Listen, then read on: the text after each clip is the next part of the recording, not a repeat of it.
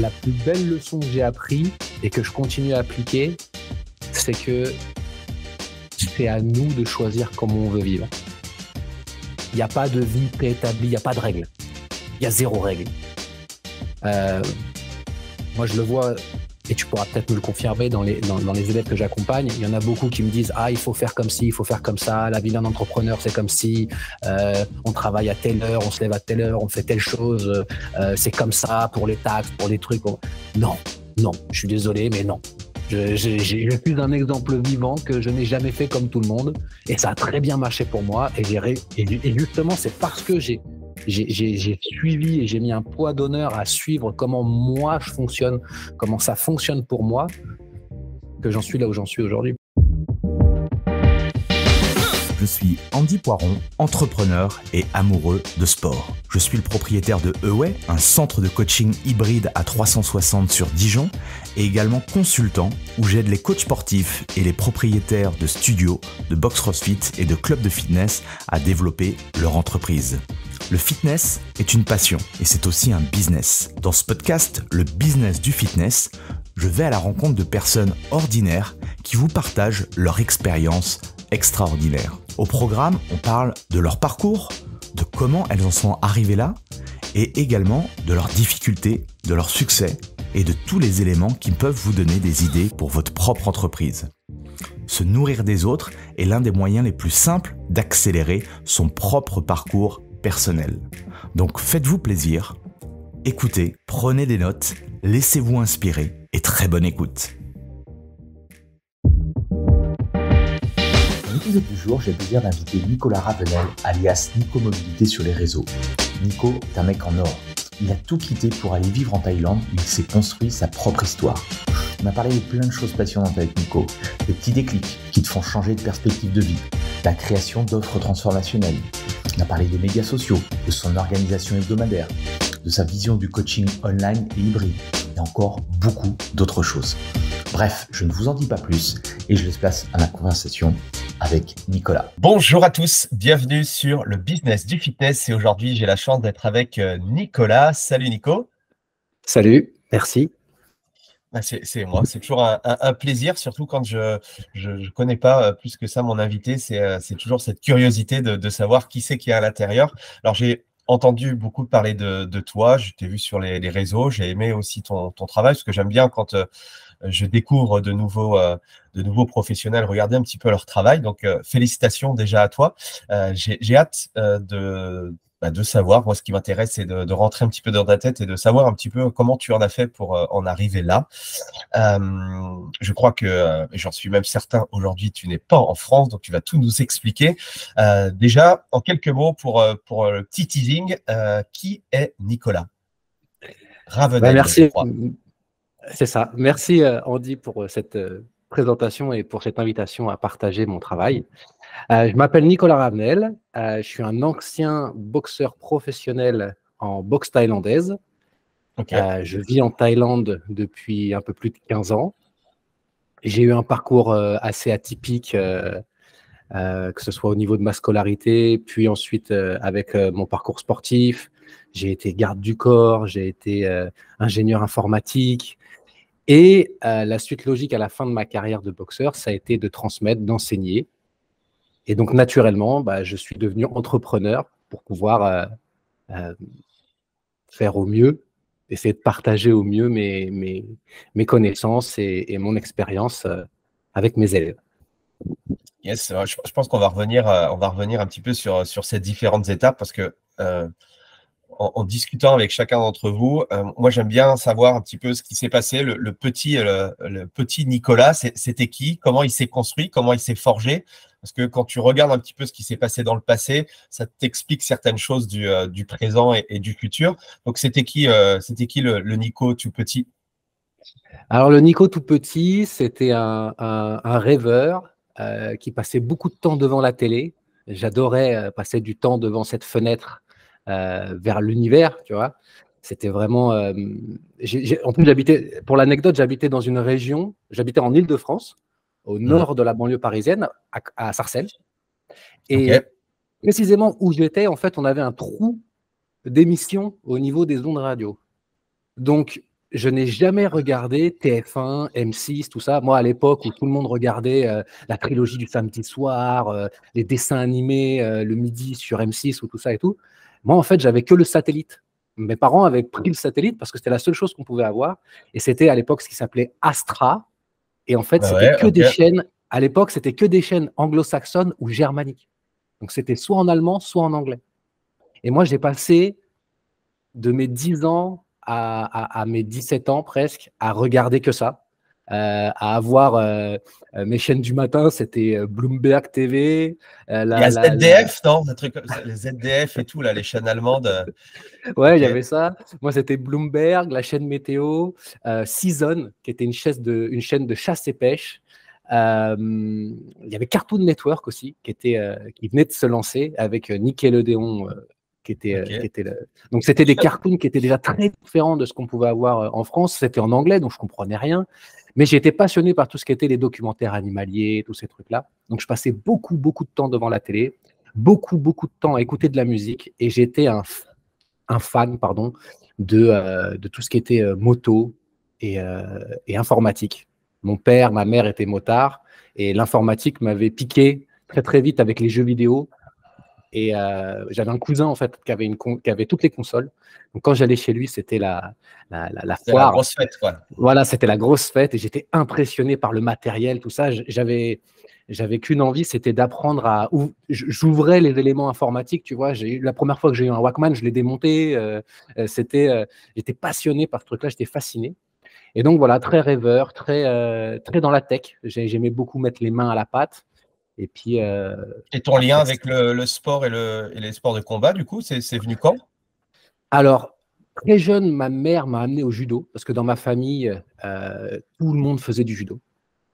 C'était du côté de ma mère, mon grand-père était un fan d'arts martiaux japonais, mais pas fan, tu vois, des films de Bruce Lee ou ta. Non, c'était plutôt le fan d'arts martiaux à la française, tu vois, qui avait vu l'arrivée du judo et qui avait connu les valeurs, qui avait des amis qui étaient professeurs de judo. Mon premier professeur, il s'appelait Jean Julie, qui a été un monsieur dans le judo au niveau du Val d'Oise.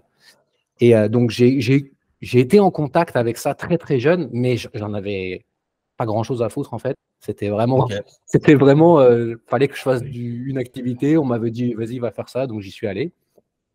Et c'est beaucoup plus tard, en fait, vers 14-15 ans, que j'ai découvert le Viet Vo Dao. Encore une fois, j'y suis pas allé pour des raisons sportives. J'y allais parce que il y avait des jolies filles et que c'était l'occasion de sortir le soir aussi. C'était des cours qui étaient après l'école, tu vois, c'était à 20h. Donc tu finissais, tu rentrais à la maison, il était 22h30, tu vois, c'était quelque chose de plus social, on va dire. Ok, ouais. Et puis j'ai eu la piqûre de la boxe thaïlandaise par hasard à 20 ans.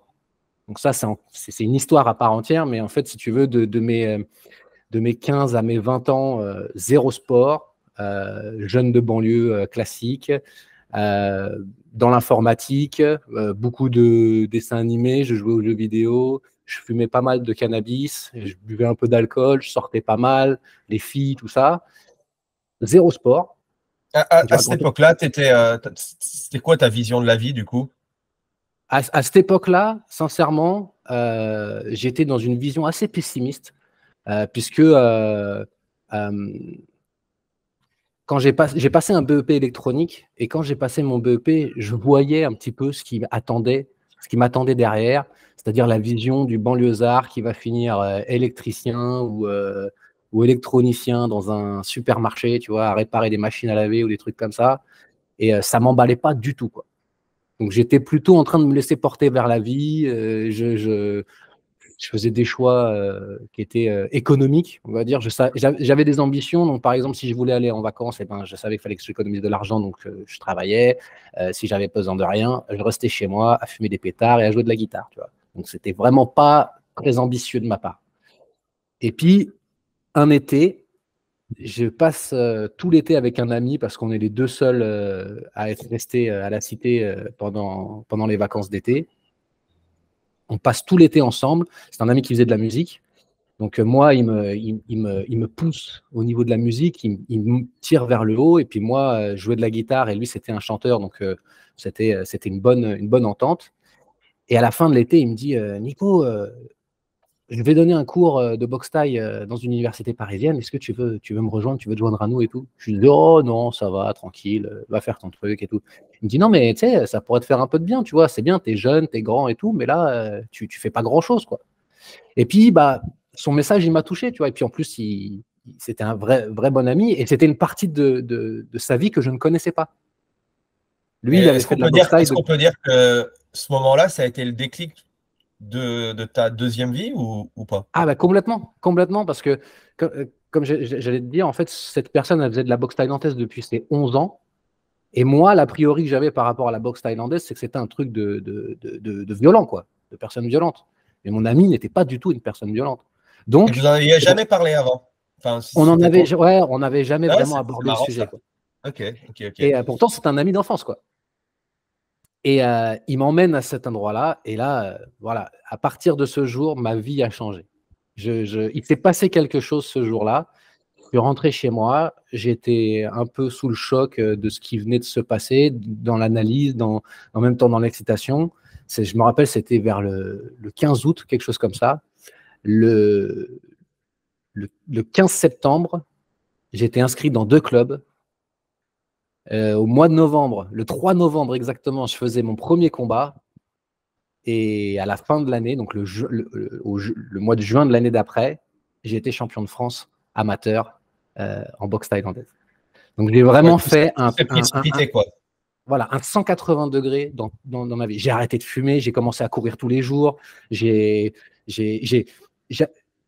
une notion de ce que c'était que la boxe, mais je connaissais pas la culture de la boxe. Je me suis mis à regarder les films de Rocky, je me suis mis à étudier, à regarder les combats, tu vois.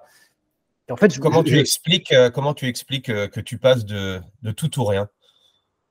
Je suis toujours, en fait, je te dis ça parce que je suis fasciné. Je pense dans la vie, on peut soit effectivement prendre le chemin positif, soit malheureusement un chemin, on va dire, un peu plus chaotique. Et je suis fasciné effectivement d'avoir j'essaie de savoir le petit déclic qui fait que, tu vois, on va sur le bon chemin. Et tu vois, en l'espace de, tu nous expliques un petit peu ton parcours de vie. Et là, en l'espace de dire, ah ouais, tiens, je vais aller voir ce que c'est. Et ta vie, elle se transforme radicalement, quoi. C'est assez dingue, quoi. Je pense vraiment que en tout cas pour ma part, c'est que ça a apporté un sens.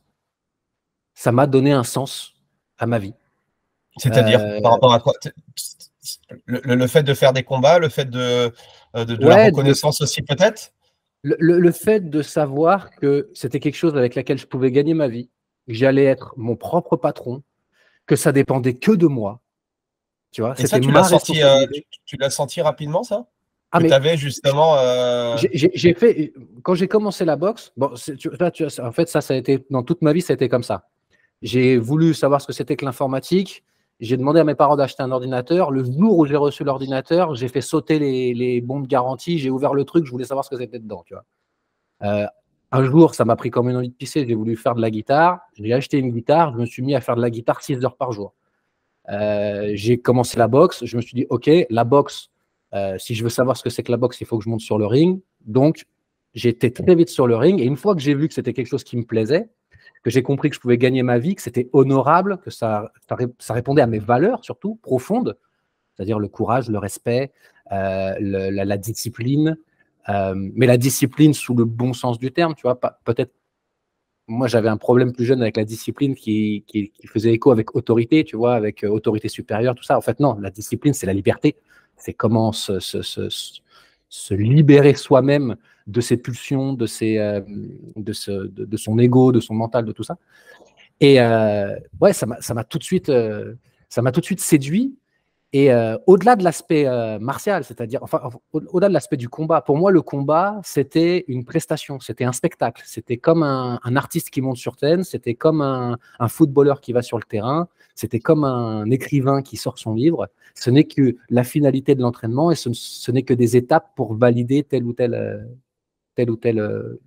capacité ou enfin, ce qu'on est en train de, le parcours, quoi. Mhm. Et ouais, vraiment, je pense que ce qui a changé en moi ce jour-là, c'est que j'ai trouvé un sens. J'ai trouvé quelque chose à faire. Et bah, c'est comme si tu voulais apprendre le violon, tu vois la route qu'il y a à parcourir, quoi. Et tu te dis, OK, ce truc-là, j'en ai pour un moment. Si je m'y mets bien, ça va être sympa. Ça va bien m'occuper. Et c'est quelque chose de. Je fais de mal à personne. Je te parle, tout à l'heure, on fera le lien avec l'entrepreneur, tu vois, mais cet aspect où j'étais responsable de moi, où j'étais maître aux commandes, parce que même si tu as des entraîneurs, que tu as des échéances ou quoi que ce soit, au final, c'est toi qui dis oui ou non, tu vois. Mhm. Et ben je pense que c'est ce qui a fait de moi un adulte, tu vois. C'est ce qui a fait la cassure entre l'enfant et l'adulte, c'est d'accepter le prix à payer de certaines choses, c'est en même temps de fixer des objectifs, de ouais, je me répète, mais c'est vraiment, j'ai trouvé un sens, quoi. J'ai trouvé un sens. Et ce sens a évolué ensuite avec les années, tu vois, mais à ce moment-là, ça a été de trouver une direction, quoi. De vraiment Alors, de trouver autre chose que ce qui m'attendait et ce que tout le monde pensait pour moi, tu vois, en même temps, parce que tu as une famille, tu as des amis, t'as des études, et ça te met un petit peu dans un entonnoir où tu vois le chemin qui est tout tracé pour toi. Et moi, là, ça m'a donné une porte de sortie à tout ça, quoi. ouais, dans la littérature, on en parle beaucoup. Alors, il y a ceux qui aiment bien le concept ou pas. Le concept des 10 000 heures, je ne sais pas si ça te parle, où en fait, c'est Gladwell, je crois, qui a mis ça en évidence dans un de ses Mhm. bouquins, qui disait que pour avoir le statut d'expert et pour vraiment connaître une spécificité, une matière où il parlait effectivement des musiciens ou des choses comme ça, il faut avoir fait 10 000 heures de pratique, quoi. Et le premier enseignement que je retire un petit peu de notre échange, c'est voilà, si tu veux te mettre ou si tu veux devenir le meilleur ou dans le coaching sportif ou que sais-je, bosse. D'accord? Mets tout ton focus là-dessus et puis après tu verras ce qui se passe, quoi. C'était un peu ça ton leitmotiv au début. J'aime bien le concept. Ouais, je me suis. Bah, tu veux faire de la boxe, et ben voilà, tu vas faire de la boxe tous les jours. Tu veux apprendre à de la guitare, bah tu joues de la guitare pendant X heures par jour et tu verras que forcément tu vas progresser. C'est aussi ça le concept aussi d'en faire tous les jours ou régulièrement, on va dire, c'est que tu vois aussi personnellement, et je le vois aussi avec mes propres personnes que j'accompagne, c'est que plus tu sens que tu progresses, bah, plus tu as envie de continuer et de progresser, quoi. C'est un cercle vertueux. Et en plus, c'est une habitude. Ça devient une habitude. C'est-à-dire que moi, dans ma vie, ce que je préfère, c'est quand je deviens débutant. Mmh. C'est d'être le début. Il y a une expression en anglais, on dit forever white belt, tu vois. C'est d'être toujours la ceinture blanche. Et je ne sais pas si c'est dans mon tempérament, mais en tout cas, j'adore cette phase de découverte et d'exploration et de savoir que je ne sais pas. De découvrir qu'il y a quelque chose que je ne sais pas, que c'est là et que bah, ça tient qu'à moi de l'explorer, quoi. Moi, ça m'enthousiasme beaucoup. Je fonctionne beaucoup sur ça. Alors, c'est marrant parce que j'ai cette curiosité innée qui me penche un petit peu vers tout, mais ponctuellement, je vais prendre un sujet et je vais m'abandonner dedans, quoi.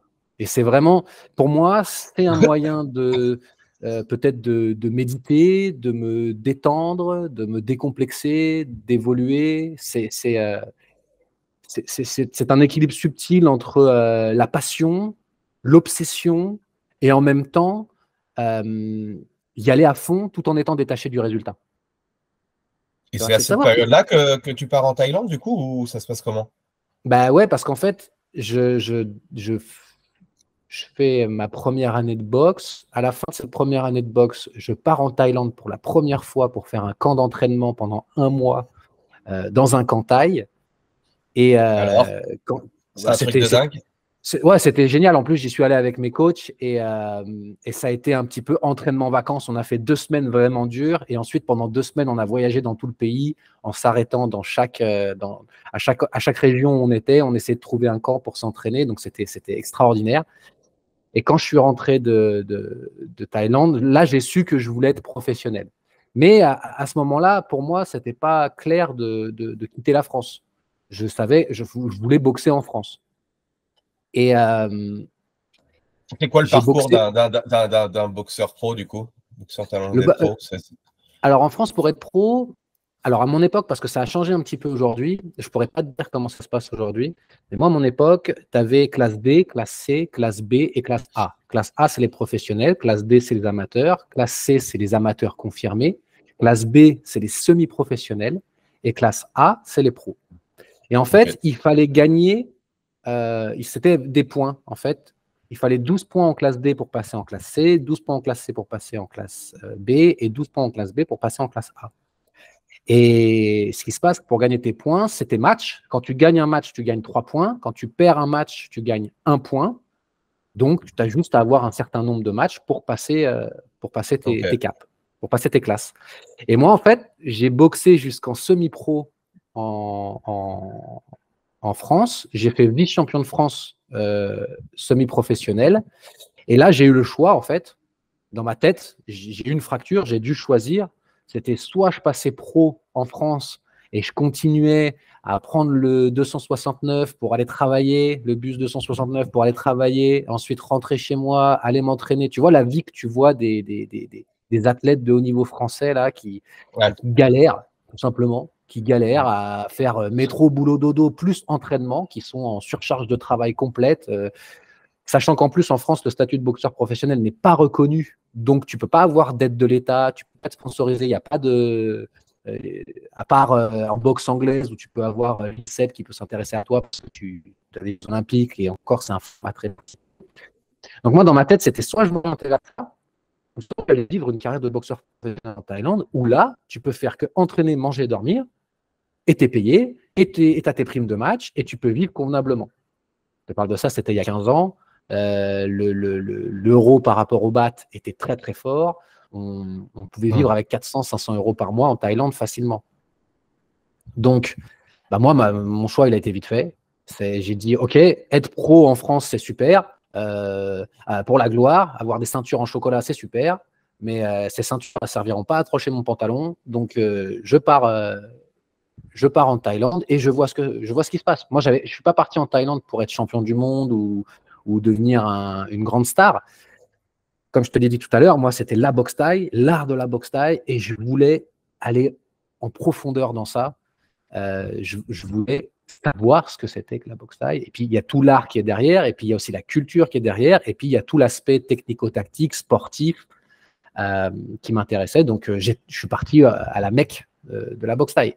Je pense que si je faisais du cricket, tu vois, bah, j'aurais été en Inde ou en Angleterre, mais c'est la boxe thaï, alors je suis parti en Thaïlande. Excellent. Et qu'est-ce que tu retiens de toute cette expérience en Thaïlande qui te sert aujourd'hui?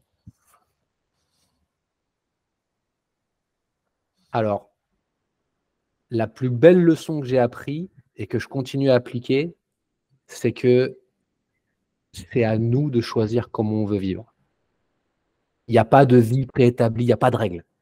Il y a 0 règle.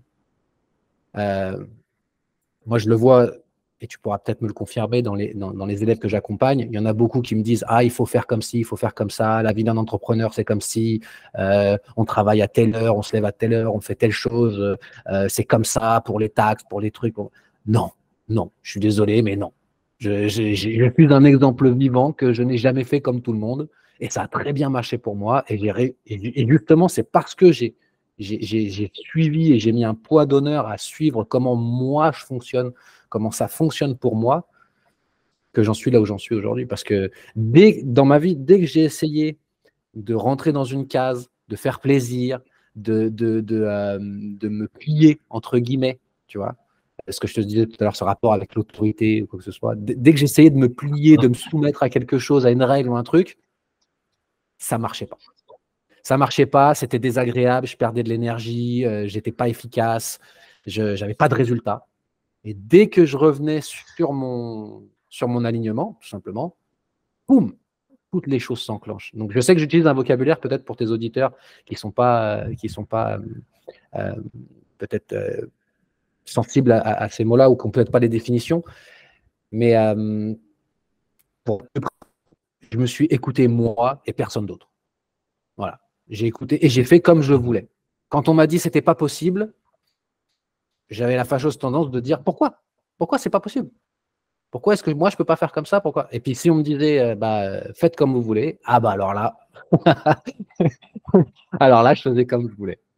Quelles sont les décisions, les plus grandes décisions que tu as prises qui étaient justement à contre-courant ou contre-intuitif? Est-ce que tu as un exemple à nous partager de deux personnes Déjà, ou par rapport à la vie de manière générale où on te dit il faut faire comme ça et toi tu as fait le contraire et c'était peut-être déjà le fait de partir. Je ne sais pas s'il y avait c'est beaucoup de ça. Français à cette époque-là.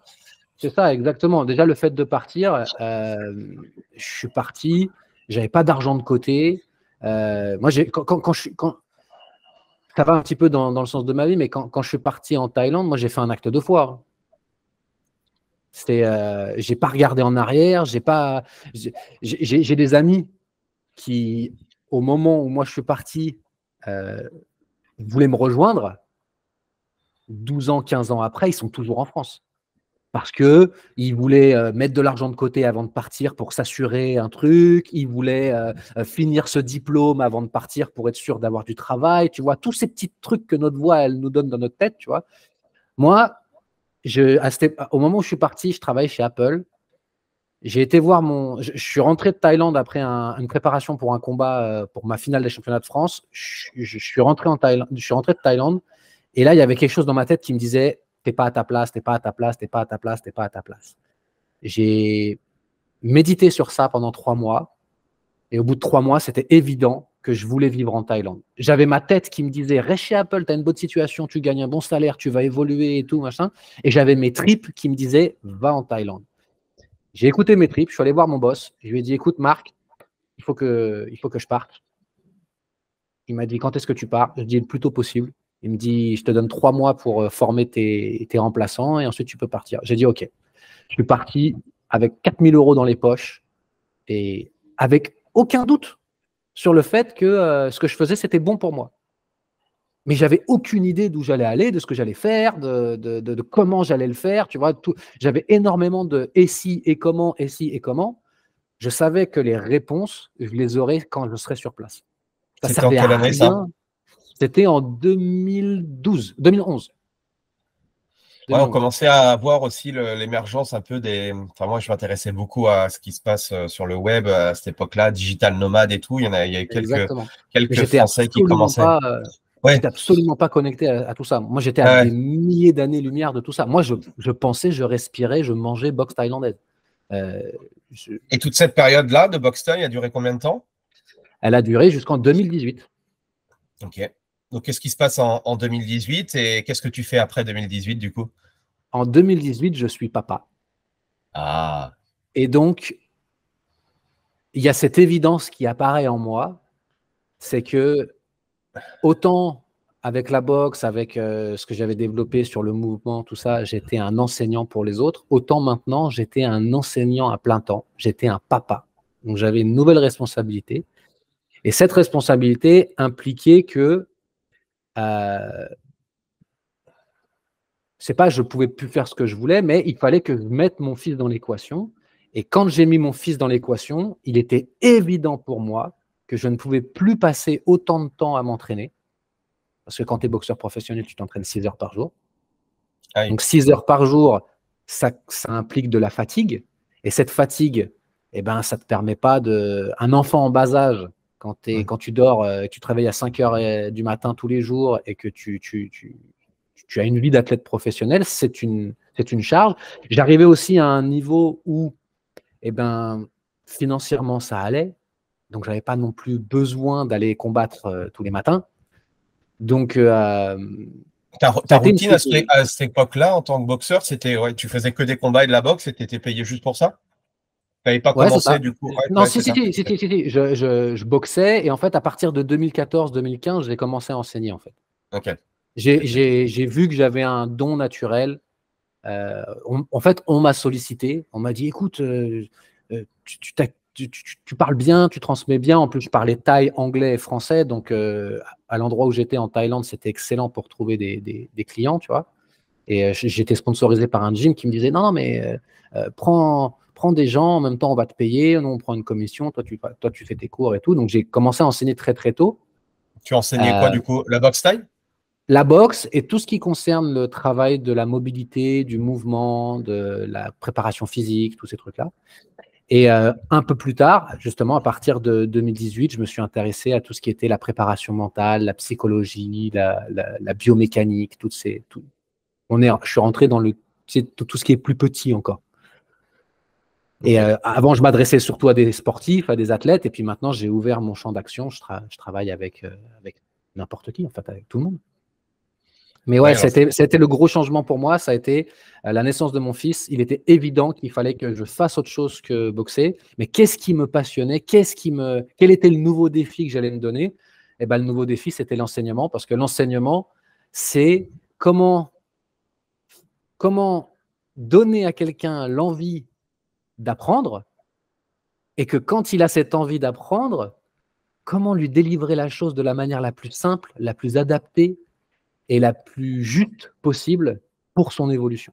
Donc moi, ça a été, tu vois, je suis parti de peut-être du sport le plus dur avec le MMA, et là, je suis parti dans une forme peut-être un petit peu aussi la plus dure de l'enseignement, c'est-à-dire je me suis dit, OK, comment devenir un véritable enseignant, comment emmener les gens à se dépasser, à se développer, à prendre confiance, à explorer la vie, et comment leur transmettre mon expérience, comment leur transmettre mes outils, mes trucs comme ça. Donc, ça a été une suite logique et en même temps,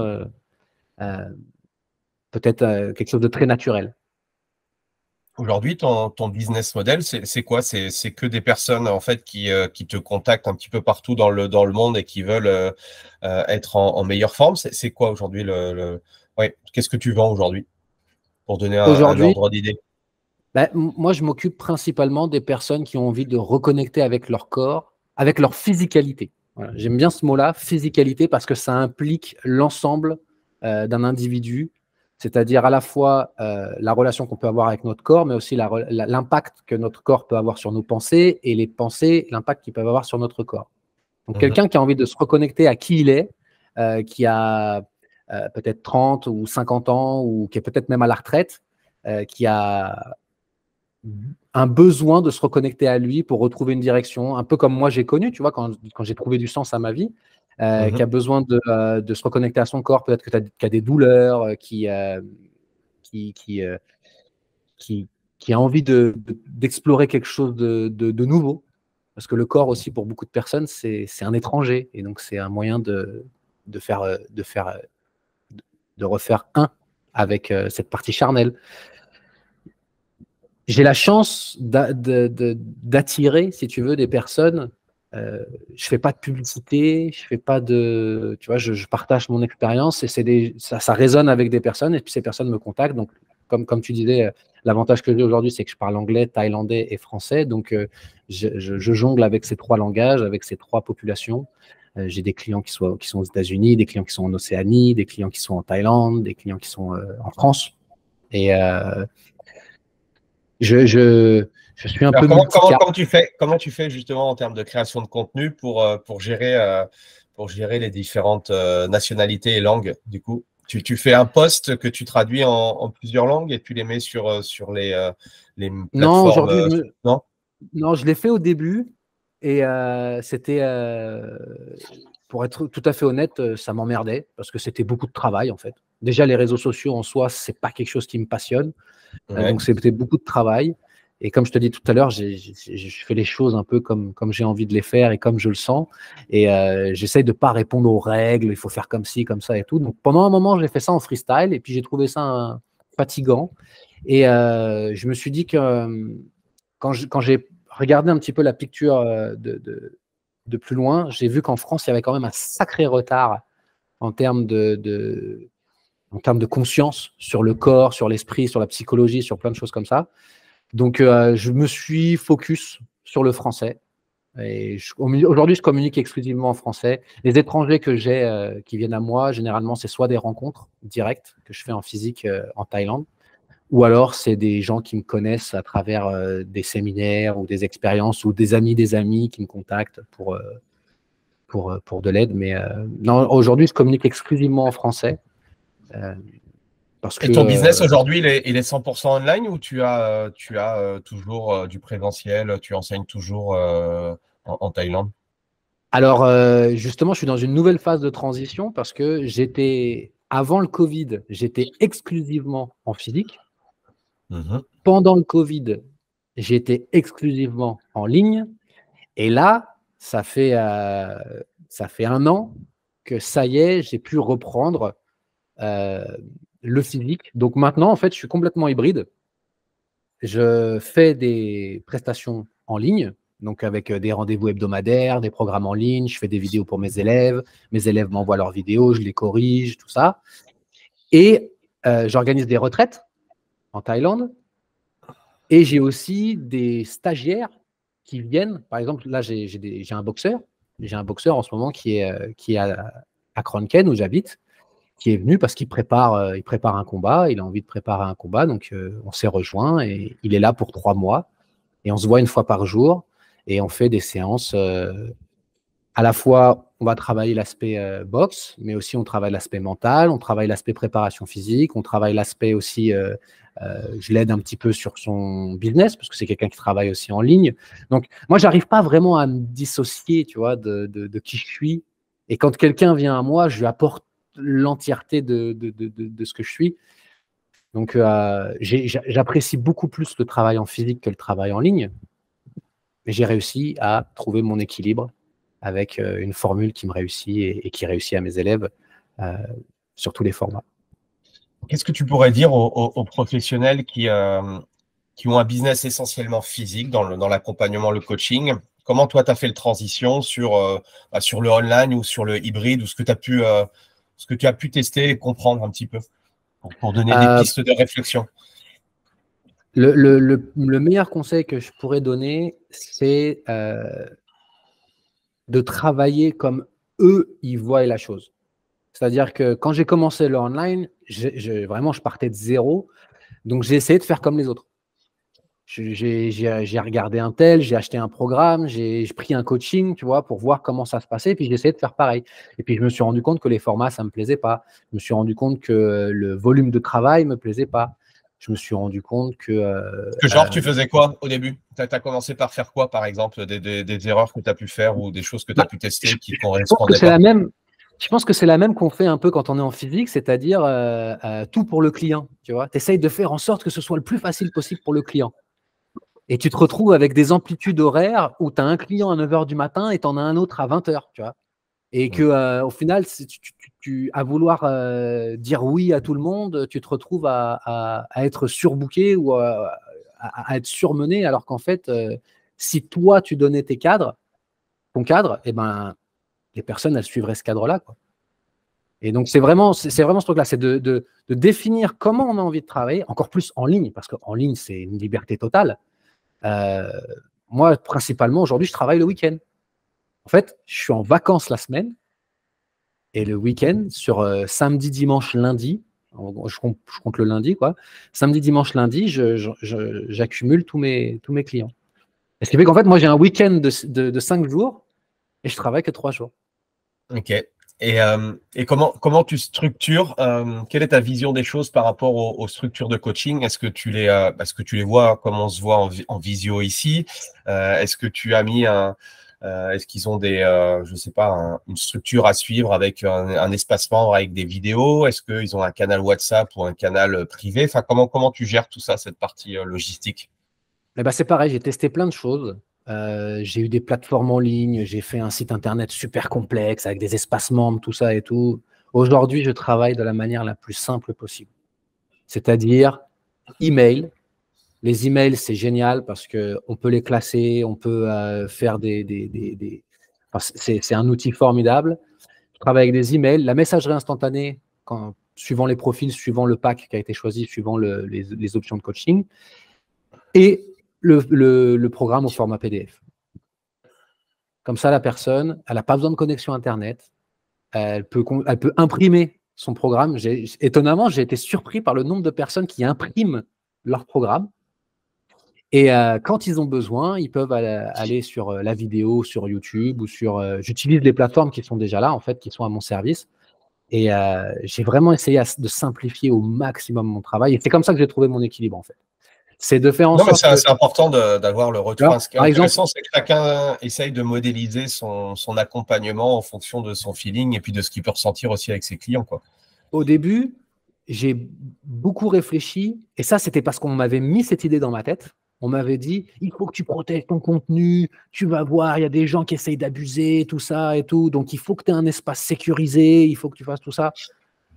Et moi, aujourd'hui, mes élèves, leurs vidéos, elles sont sur YouTube, elles sont même pas en privé, elles sont juste en masqué, tu vois.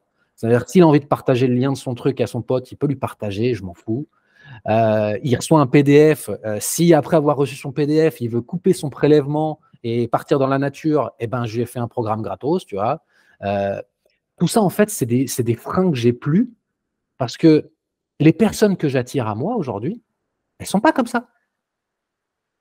Moi, avec mon honnêteté, ma sincérité, mon enthousiasme et ma joie de vivre naturelle, j'attire des personnes qui répondent à ces valeurs-là. Oui, et puis c'est surtout ce que je dis aux professionnels, c'est se mettre une source de stress inutile, en fait. Parce que exactement. de toute façon, même dans un espace membre, on pourra piquer tes vidéos, etc. Et en fait, en réagissant comme ça, bah, tu n'avances pas, quoi. Ou tu dis, bon, bah, attends, je vais essayer de trouver une meilleure alternative. Et du coup, bah, il se passe 3 mois, 6 mois. Et puis, tu dois créer une plateforme. Alors, tu veux créer ta plateforme de A à Z, ça va te coûter de l'argent. Tu veux utiliser une autre plateforme, il faut que tu apprennes à utiliser un outil. Tu vas te foirer. Tu as toujours des gens qui ont des problèmes de login, qui oublient leur mot de passe, tu vois, tu as tout un tas de complexités. Moi, en fait, j'ai essayé de réduire au maximum les intermédiaires entre moi quoi. et la personne que j'aide. Voilà, c'est ça. Le moins de friction possible. T'es pas à l'aise avec l'email, tu es quelqu'un qui utilise WhatsApp 24 heures sur 24 pour ton boulot, eh ben vas-y, on communique sur WhatsApp. Je t'envoie ton programme par WhatsApp, tu m'envoies les vidéos par WhatsApp, on se communique par WhatsApp, il n'y a pas de problème. J'avais beaucoup de gens aussi qui me disaient, oui, plus tu vas utiliser d'outils différents, plus tu vas voir que ça va être la merde dans ton coaching parce qu'un tel, il va utiliser WhatsApp, l'autre, il utilise le mail et tout, et puis toi, dans ta tête, ça ne va pas être clair et tout. Ben, en fait, non. Non, parce que de la même manière que Ali, il habitait à Bagnolet et que Christelle, elle habitait à Neuilly et que je faisais le pont quand j'avais besoin que j'étais en physique, et ben en fait, c'est la même chose. Sauf que son adresse, elle est sur WhatsApp et son adresse, elle est sur Telegram, tu vois. C'est tout. Et pour moi, en tout cas, c'est des choses qui m'ont libéré et qui ont facilité vraiment l'interaction. Tu vois, le fait d'avoir des gens, tu as des gens aussi qui ne sont pas à l'aise avec l'écrit.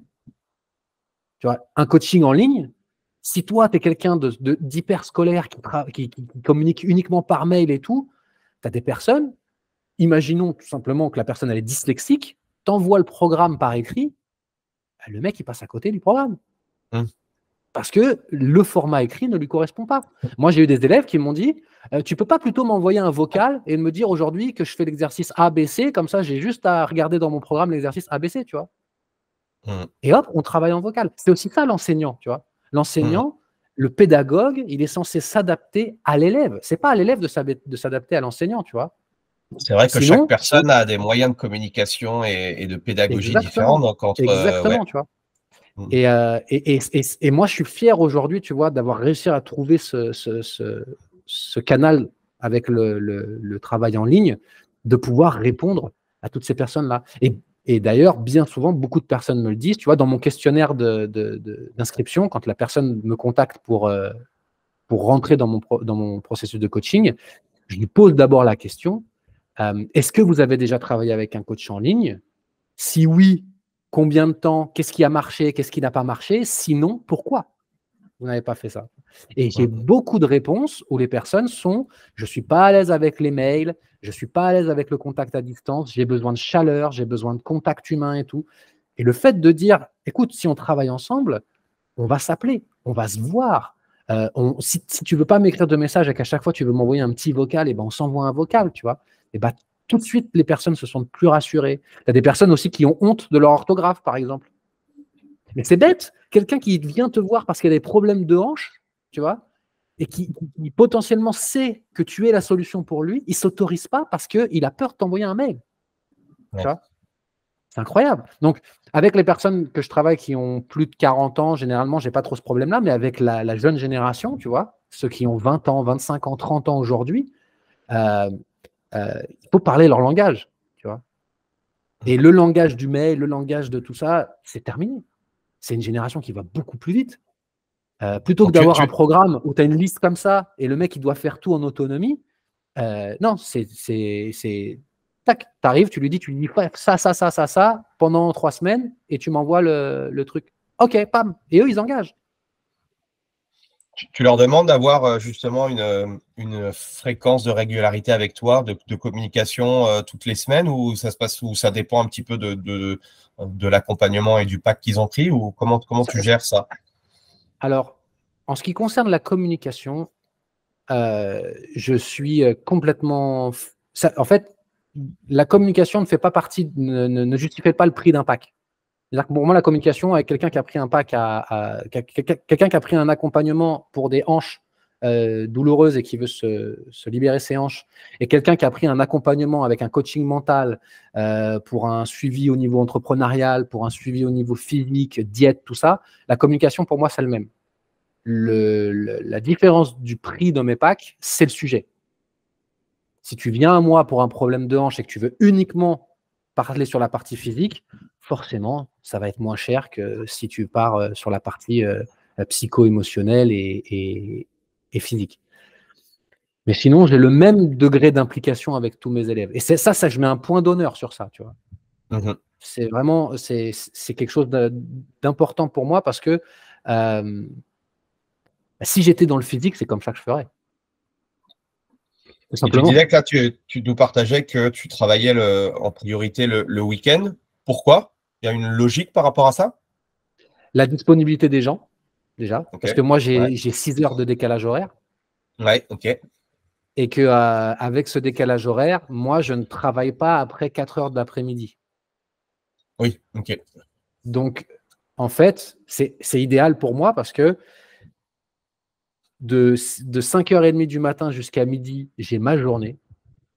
Tu vois, je vais au parc, je m'occupe de mon corps, de mon esprit, je médite, je fais mes exercices de respiration, j'emmène mon fils à l'école, je fais à manger, je fais tout ça.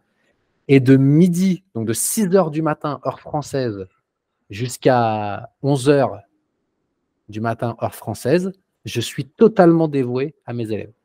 Ok. Et donc, je fais ça samedi, dimanche, lundi. Tu vois, avec des réunions, enfin avec des échanges qui durent entre 1 heure, voire 2 heures, suivant les élèves.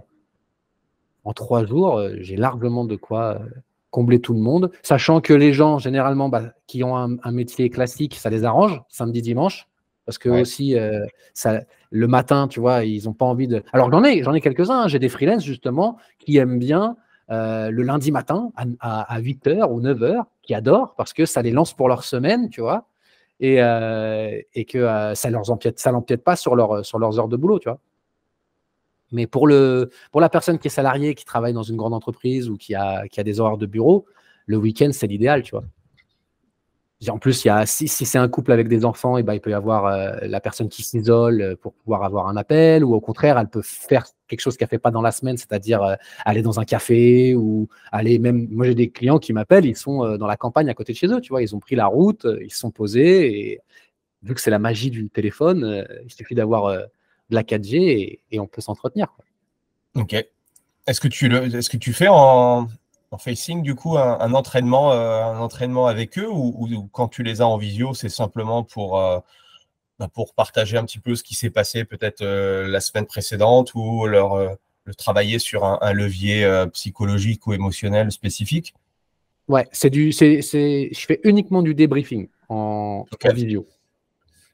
Toutes les séances, elles sont en autonomie, quoi. En autonomie. Alors, ils sont en autonomie, mais tu vois, par exemple, j'ai des élèves.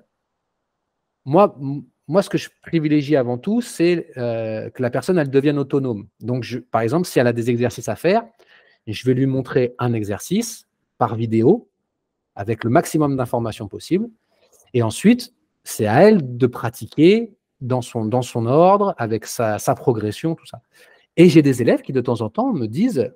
Écoute, moi, j'ai un souci d'organisation et de motivation. J'ai du mal par rapport à leur charge mentale ou à leur charge de travail ou quoi que ce soit. Et ils me demandent de dire, est-ce que tu ne peux pas me faire une vidéo où je fais les mouvements avec toi? Bah là, à ce moment-là, je vais faire une vidéo, ce qu'on appelle en anglais follow along, tu vois, Mhm. et je vais lui condenser son truc. Mais ça, je le fais un temps. Ok. Je le fais juste au début pour lui dire, OK, tu as besoin de ça pour te mettre le pied à l'étrier, on le fait. Mais ça ne va pas être comme ça tout le temps. Parce que déjà, d'une, Ouais, parce moi, que ça ça me, te- moi, ça me demande plus de travail, mais c'est surtout que ce n'est pas lui rendre service. Mhm. Si aujourd'hui, l'entraînement concerne plus ta capacité à t'organiser et à mettre de l'intention sur ta santé, sur ton mouvement, que l'entraînement à lui-même, ça fait partie des choses que tu dois faire. Ouais, ouais. Et si moi, je te donne pas l'opportunité de le faire, si je te laisse pas l'opportunité de le faire en répondant à ta complexité à ta place, je suis pas en train de t'aider. Mhm. Donc, si c'est juste pour te mettre le pied à l'étrier parce que tu as besoin, ça se comprend, tu as besoin de prendre confiance, tu as besoin de savoir que tu en es capable, tu as besoin d'avoir une présence avec toi, même si c'est via l'écran, parce que tu te sens appelé. Tu vois, quand je le fais, je parle à la personne, je lui parle avec son prénom, des trucs comme ça. OK, les 2-3 premières semaines, on peut fonctionner comme ça. Mais après, il y a un moment où, et si tu veux pas, on arrête. Parce que ça veut dire que je ne suis pas la bonne personne pour t'aider. Tu vois. Ouais. Mais ça ne s'est jamais produit. Ça s'est jamais produit. Généralement, je le fais une fois, 2 fois, et puis après, la personne, elle est sur des rails et c'est ah ouais, génial, tac. Et après, c'est juste, vas-y, quand est-ce qu'on passe à l'exercice plus d'après, tu vois? Quand est-ce qu'on avance? Une des choses importantes que je dis aux professionnels, et souvent ils les mettent un peu dans le désordre, pour moi, la priorité, comme tu l'as dit tout à l'heure, je crois, c'est le client et la capacité qu'on a à apporter un changement de vie à nos clients. Donc, ça nécessite de se poser en tant que professionnel et se dire quel type d'offre je vais proposer à mes clients. Je pense que tu t'es aussi cassé la tête pour savoir un petit peu quel type d'offre tu pouvais proposer. Qu'est-ce que tu pourrais partager comme enseignement, toi, sur ça, sur la création d'offres qui permet d'avoir une transformation dans la vie des gens? Comment tu t'y es pris, toi? Alors, la première chose, et ça, c'est de l'éthique personnelle, et je pense que toutes les personnes qui sont enseignants, ça fait partie des choses qui leur a traversé l'esprit au moins une fois. Ne pas enseigner ce qu'on ne maîtrise pas. Déjà, c'est la chose fondamentale. C'est pas parce que tu viens de faire une formation sur les 3 souffles du feu de breathwork, de respiration Wim Hof, machin, que tu es capable de l'enseigner. Donc, va pas te compliquer la vie en rajoutant ça à ton offre à tout prix pour essayer d'avoir un catalogue le plus large possible. Parce que si tu ne le maîtrises pas, à chaque fois que tu vas avoir une intervention avec quelqu'un, ça va être une source d'anxiété, une source de stress. Ça va être. Tu ne sais pas si ça marche réellement, tu vois, c'est aussi ça. Et puis, tant que tu ne l'as pas incarné, voilà. Ça, c'est un des meilleurs conseils que j'ai reçus de la part d'un de mes mentors. C'est si tu n'es pas capable de l'expliquer à un enfant de 7 ans, de le faire et de l'expliquer à un enfant de 7 ans, ça n'existe pas dans ton programme. Donc ça, c'est le premier conseil que je donne. Et généralement, en fait, il écarte beaucoup d'autres soucis. Tu vois. Ouais. Donc ça, c'est le premier conseil. Et ensuite, c'est vraiment... c'est un conseil qu'on entend souvent, c'est réfléchissez à votre zone de génie. Moi, ma zone de génie, elle est sur ma capacité à comprendre le corps d'une personne, sa psychologie, et de créer un programme qui est comme un escalier. Tu vois, quelque chose de très progressif où chaque élément qui précède apporte une clé pour celui qui vient ensuite. Tu vois, moi, je suis bon sur ça. Donc, je fais que ça. Donc, comment on peut réussir à trouver cette zone-là, selon toi? Bon, je pense que la première chose à faire, c'est d'observer ces résultats. Regardez les résultats qu'on a eus avec les élèves précédemment. Où est-ce que moi, j'ai pris du plaisir? Où est-ce que j'ai été... Parce que notre zone de génie, elle ne se situe pas uniquement dans notre technicité. Notre zone de génie, elle est dans la partie de notre travail où on a de l'enthousiasme, où on a de l'énergie, où on se sent bien à l'aise, où on prend du plaisir. Ça fait partie de la zone de génie. Ce n'est pas uniquement le technicien.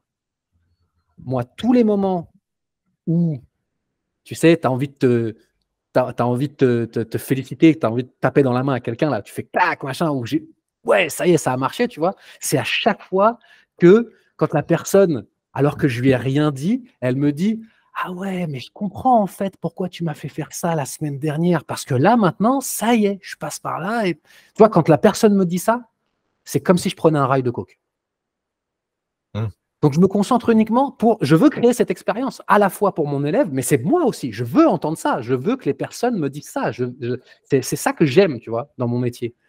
Donc, je me concentre sur ça. Si la personne, sa zone de génie, c'est d'amener quelqu'un à l'ultra-performance et d'avoir le coup de fil de son coaché qui lui dit, écoute, je viens d'exploser mon record au deadlift, eh ben, concentre-toi sur ça. Concentre-toi sur quelle manière tu peux amener la personne à faire ça. Si ta zone de génie, c'est d'avoir quelqu'un qui t'appelle et qui te dit, ça y est, j'ai enfin sauté le pas, j'ai quitté ma femme, ou j'ai quitté mon job, ou j'ai enfin changé mon gosse d'école, tu vois, ou j'ai enfin dit merde à la personne qui m'harcelait depuis des mois, tu vois. Si ta zone de génie, c'est ça, et ben paf, construis ton offre autour de ça, parce que c'est ce qui va, c'est ton âme. Peut-être que je m'écarte un petit peu de la réponse et de la question que tu m'as posée, mais c'est non, parce que tout ça, ça va participer à ton personal branding. Et forcément, si tu veux éviter d'être noyé dans la masse de tous les personal trainers, tous les coachs qui vendent la même chose, ce que tu viens de dire a beaucoup de sens. Bah, typiquement, tu vois, tu peux passer des heures à faire ton personal branding, à faire un brainstorming sur ton personal branding. Si tu fais ce que je te conseille, c'est-à-dire de suivre ton enthousiasme, ta joie de vivre, ton amour, la gratitude pour ce que tu fais et ce que tu vis avec les autres, le branding, il va se faire tout seul. Tu vois. Aujourd'hui, je m'appelle Nico Mobilité sur les réseaux. C'est pas moi qui l'ai choisi, ce truc-là. C'est les autres qui m'appelaient comme ça. Tu vois. Et parce que même si je partage sur la psychologie, même si on parle d'émotion, même si on va attaquer le corps, on va beaucoup plus loin que de la mobilité, je ne peux pas empêcher les gens de m'identifier comme ça. De la même manière que je ne pourrais jamais empêcher les gens. J'ai des personnes qui viennent me voir et qui pensent que je suis toujours boxeur, tu vois. Cette image du boxeur, elle me colle à la peau, elle est dans ce que j'incarne, elle est dans tout ça, tu vois. Et c'est des valeurs, c'est des comportements et certainement une aura que je dégage, tu vois. Et c'est à ça que les gens y répondent. Ils en ont rien à branler de mon logo ou de la police d'écriture de mon site internet, tu vois. Ils s'en foutent. Le branding, il se fait sur ça. Alors après, c'est sûr que si tu maîtrises des outils pour gagner en visibilité sur Internet et que tu sais l'organiser de manière à ce que ton branding, au sens propre du terme, il soit efficace pour les autres gens, c'est parfait. Mais moi, j'ai commencé à enseigner, j'ai commencé à travailler sur Internet, j'ai jamais pensé au branding, quoi. C'est quand j'ai commencé à vouloir passer certaines étapes ou que j'ai commencé à rencontrer certaines personnes du milieu qui m'ont dit « Ah ouais, mais comment tu as fait ton truc et tout ?» Et en fait, je leur ai dit « Ah bah en fait, ça s'est fait tout seul. » Et j'avais aucune notion de tout ça. Je vois aujourd'hui que tu es beaucoup sur LinkedIn, tu es assidu dans la création de contenu sur LinkedIn. Qu'est-ce que tu pourrais nous partager par rapport à ça? Ah bah, si je suis aussi assidu, c'est parce que je triche. En gros, comme je te le disais tout à l'heure, LinkedIn, c'est quelque chose qui me prenait beaucoup de temps, sachant que je suis aussi sur Instagram, je suis aussi sur TikTok, je suis aussi sur Facebook, tu vois. Donc, comme j'ai pas envie de faire ces choses-là trop longtemps, que j'ai plus envie d'aller voyager, de m'occuper de mon fils, de faire du sport, de machin, eh ben, j'ai processisé. Comme ça qu'on dit processiser. Ouais, processiser. Voilà, j'ai dû mettre des process. Et en fait, aujourd'hui, sur LinkedIn, ce que je fais, c'est que je planifie mes posts à l'avance. J'utilise l'outil Canva. Et sur Canva, tu peux planifier tes posts à l'avance. Donc, généralement, LinkedIn, ça me demande 1 à 2 journées de travail par mois. Tu vois. Et en fait, c'est complètement intuitif. C'est-à-dire qu'il y a des jours, je me lève le matin, je sais que c'est une journée écriture. Je me lève le matin, je fais mes exercices et tout, et ensuite, je me cale sur LinkedIn. Pendant 4 ou 5 heures, je suis en mode ça sort. En plus, je m'autorise à être dans l'énergie du moment, tu vois. C'est-à-dire que je vais parler avec le ton de cette... Tu vois, le Nico que tu as vu sur LinkedIn la semaine dernière, ça sera peut-être pas le même que celui de la semaine prochaine, tu vois. Ouais. Parce que d'une heure à l'autre, j'ai été inspiré sur un autre truc, j'avais un autre ton dans la tête, j'avais une autre manière de m'exprimer, j'avais une autre énergie, tu vois. Et en fait, pendant très longtemps, ce qui m'a bridé dans ma régularité, c'était justement d'essayer de toujours, sans le savoir, de vouloir mettre le masque, tu vois. Vouloir mettre le masque de l'entrepreneur sur LinkedIn, machin et tout.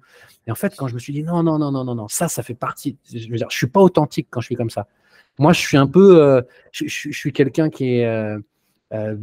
Aujourd'hui, je fais tout pour être dans l'instant présent, pour profiter, pour être dans la joie, l'enthousiasme, tout ça. Si je coupe ça, ça va pas marcher. Donc, voilà, j'écris. J'écris de 10h à midi, et puis à midi, je vais manger. Puis quand je reviens de mon lunch, je suis plus du tout la même personne, mais j'ai encore d'autres idées. Et ben alors, j'écris sur des sujets complètement différents. On peut parler de chocolat, comme on peut parler de psychologie, comme on peut parler des émotions, comme on peut parler de physiologie. Et c'est une recette qui me marche plutôt bien, tu vois. Comment tu gères pour gérer du coup toutes les plateformes? Est-ce que du coup, tu adaptes le ton par rapport à la plateforme et tu restes sur ton idée principale? Ou là, tu disais que tu faisais que d'écrire, donc tu n'écris que pour la plateforme LinkedIn. Comment tu gères tout ça? Eh ben, sur LinkedIn, en fait, je fonctionne de la même manière sur toutes les plateformes. C'est-à-dire que TikTok, Instagram, Facebook, c'est du contenu vidéo. Okay. C'est pas du contenu écrit. Donc, de la même manière que pour LinkedIn, je prends 1 à 2 journées dans le mois et en fait, je tourne. Je tourne tout ce que j'ai à tourner sur l'énergie du moment, sur l'intention du moment, sur le truc que je pense être le mieux à faire du moment, tu vois. Et ce qui se passe, c'est que de mois en mois, j'observe, je tire des conclusions, j'ajuste. Il y a des trucs que j'ai plus envie de faire, il y a des trucs que j'ai envie d'essayer, et puis je le fais comme ça, quoi. Et une chose qui est très différente par rapport à ce que j'ai pu faire par le passé, c'est que quand tu es entrepreneur sur Internet, que tu veux gagner en visibilité, tu essayes de comprendre les algorithmes, tu essayes d'avoir une stratégie, quelque chose comme ça. Moi, aujourd'hui, je suis complètement en roue libre. Tu vois. J'essaie vraiment OK, tu sais qu'il faut être régulier. OK, tu sais que si tu es clivant, ça va amener de l'intérêt. OK, tu sais que si ta vidéo est de qualité, que tu présentes bien, qu'il y a une belle lumière, qu'il y a un bon fond, ça va être plus intéressant. Donc, hormis ces petits détails-là, je suis complètement en roue libre. Je ne me suis pas enfermé dans... J'aurais pu m'enfermer dans ma niche de la mobilité, mais si je fais ça 1 mois, après, je suis dégoûté. Après, je suis dégoûté, j'ai plus envie de le faire. Donc, je reste vraiment sur ce flow où c'est à l'inspiration, au feeling, et ça me réussit plutôt pas mal. Est-ce que tu as des plateformes qui fonctionnent mieux que d'autres en termes d'acquisition ou par rapport à des profils au profil de personnes que tu as envie d'avoir? Moi, j'aime beaucoup LinkedIn. OK. LinkedIn, pour moi, aujourd'hui, c'est le réseau où j'ai eu le plus d'interactions qualitatives, je ne sais pas si on peut dire ça comme ça, que YouTube. Ah oui, parce que j'ai aussi YouTube. YouTube, Insta, TikTok. J'ai pas un vrai... Enfin, ouais, non, c'est pas, j'ai pas l'impression, c'est que j'ai rarement eu des interactions fortes sur ces réseaux-là, parce que c'est la nature même de ces réseaux où le but, c'est l'éphémère. D'accord. Sur LinkedIn, c'est du micro-contenu, quoi. Ouais, c'est ça. Sur LinkedIn, j'ai eu ce plaisir de découvrir une personne qui m'écrit par rapport à un post que j'ai écrit il y a 3 mois, tu vois. Okay. Ah, tu vois. Donc, j'aime beaucoup LinkedIn pour ça. Et puis, j'aime beaucoup LinkedIn aussi parce que, mais ça, c'est mon œil qui aime ça. C'est la partie graphique, si tu veux. C'est beaucoup moins pop, c'est beaucoup plus sobre. Et est facile à utiliser. C'est pas une plateforme qui encourage en plus à être en permanence sur la plateforme, tu vois. Moi, sur LinkedIn, j'y vais jamais. J'y vais juste pour répondre si quelqu'un m'a envoyé un message. Même pour poster, je n'y vais pas parce que c'est Canva qui le fait. Tu vois. Ouais. Et ça, tu n'es pas pénalisé. Enfin, j'ai pas l'impression en tout cas d'être pénalisé. Alors que sur les autres plateformes, si tu ne vas pas sur TikTok, que tu ne mets pas des j'aime, si tu ne vas pas sur Instagram, que tu ne mets pas des j'aime et tout, que tu n'es pas abonné à des gens, tout ça, et ben en fait, tu ne fais pas partie de l'écosystème et donc l'algorithme ne favorise pas. Moi, si tu vas sur Instagram, j'ai 60 abonnés sur Instagram. Moi, je suis 60 personnes. J'ai près de 2000 personnes qui me suivent, mais moi, je suis que 60 personnes. Et ces 60 personnes-là, je ne vais jamais sur leur profil. Ouais. Voilà. Oui, tu es plus acteur et créateur que consommateur de plateforme, quoi. Ce qui est bien quand on est entrepreneur. Il faut mieux faire ça que de passer sa vie à scroller, quoi. Ah bah sinon c'est un vortex. Hein. Moi j'ai de temps en temps j'ai des amis qui m'envoient des vidéos de boxe ou des vidéos un peu what the fuck de personnes qui font des mouvements extraordinaires, tu vois, des moines Shaolin, des trucs comme ça. Ah, il suffit que j'ouvre le truc. Bah oui, on est tous pareils. Voilà, t'as perdu une demi-heure de ta vie. Pas perdu non, parce que des fois tu apprends des trucs sympas, des fois il y a de l'inspiration aussi qui vient. Hein. Mais ouais, j'essaye en tout cas, comme tu l'as dit, d'être le plus acteur possible et moins consommateur. Donc là, tu nous as partagé la partie acquisition. Une fois que tu as justement des gens qui sont, on va dire, dans ta communauté ou qui regardent un petit peu ce que tu fais, c'est quoi le processus et le funnel chez toi? Est-ce que tu as mis en place des pages de capture, des choses comme ça, ou c'est directement un rendez-vous, un Calendly ou des choses comme ça pour prendre rendez-vous avec toi pour savoir quel type d'offre je dois prendre? C'est quoi qu'est-ce que tu as pu tester ou qu'est-ce que tu testes aujourd'hui? J'ai tout essayé. Ok. J'ai tout essayé parce que, comme je te disais, quand il y a un sujet qui me tente, je fais plein de trucs. Donc, j'ai essayé de faire des lead magnets. J'ai essayé j'ai fait des programmes gratuits pour attirer des gens. J'ai fait des pages de capture, enfin, tous ces trucs-là. Et puis, je me suis rendu compte que c'était pas très qualitatif, en fait, dans ce que je voulais faire. C'est-à-dire que j'attirais beaucoup de curieux, mais très peu de motivés. Tu vois, aujourd'hui, j'ai plus qu'une page. J'ai une page de coaching. Tu vois, tu arrives sur ma page, c'est coaching personnalisé et je te dis comment ça. Enfin, je te dis ce que moi je fais, ce pourquoi je vais t'amener, enfin comment je vais t'y amener. Et si tu es d'accord avec ça, tu me contactes et après on voit si nos attentes peuvent être alignées. C'est nicomobilité.com, c'est ça? Là, je suis sur la page. Ouais, c'est ça. Okay. Et c'est la page qui te permet ton entonnoir où à la fin, si je veux en savoir plus, je vais cliquer sur le bouton. Quoi. Voilà. Mais après, sur les réseaux, généralement, quand quelqu'un me contacte, tout de suite, je dis bon, si vous voulez, on s'appelle. Même des fois, c'est sur l'instant T, quoi. Ouais, tu as simplifié une nouvelle fois le processus, quoi, pour voilà. Je suis intéressé, hop, on prend rendez-vous, quoi. On passe pas par oui, parce que toutes les étapes intermédiaires que j'avais essayé de mettre, en fait. Ça t'éloignait, en fait, de ton. C'est pas que ça m'éloignait, c'est que, en fait, ça me frustrait énormément. Ça me frustrait énormément dans le sens que je voyais des gens qui s'inscrivaient, qui recevaient le programme, des trucs comme ça, mais si j'avais un moyen, moi, de savoir s'ils avaient accédé au programme ou des trucs comme ça, derrière, j'avais aucun moyen de les inviter à continuer ou de les inviter. Je ne sais pas comment dire. Il y avait même l'aspect newsletter pour moi qui était un petit peu difficile à mettre en place parce que en gros, l'école de la newsletter, c'est si tu fais une newsletter, il faut écrire souvent. Or, moi, je suis plutôt du genre à écrire quand ça me vient, quoi. Donc, ça n'a pas trop fonctionné parce que au final, j'avais des lignes maniaques qui n'étaient pas très qualifiées. Comme je te disais tout à l'heure, beaucoup de curieux, beaucoup de gens qui sont prêts à écouter les conseils que tu as à leur donner, mais très, très peu qui sont prêts à passer à l'action.